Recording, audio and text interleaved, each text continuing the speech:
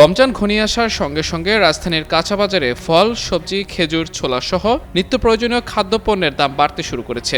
বিশেষ করে ইফতার ও সেহরি পণ্য ঊর্ধ্বমুখী। এতে ভোগান্তিতে পড়েছেন ভোক্তারা। তাদের আশঙ্কা, রমজানের শুরুতে নিত্য পণ্যের দাম আরও বাড়তে পারে।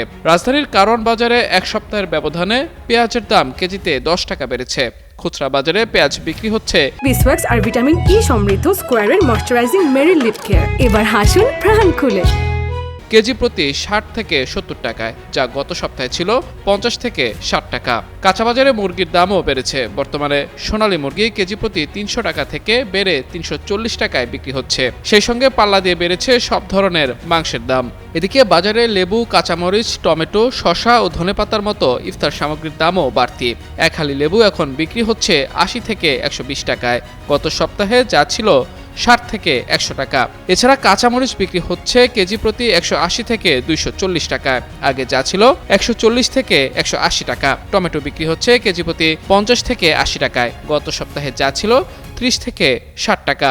বেগুন বিক্রি হচ্ছে 80 থেকে 120 টাকায়। এক সপ্তাহ আগে যা ছিল 60 থেকে 80 টাকা। এছাড়া শসা ও ধনেপাতার দামও কেজি প্রতি 20 থেকে 40 টাকা পর্যন্ত বেড়েছে। সব মিলিয়ে রমজানে নিত্যপণ্যের দাম বাড়তি থাকবে বলে আশঙ্কা করছেন ক্রেতারা।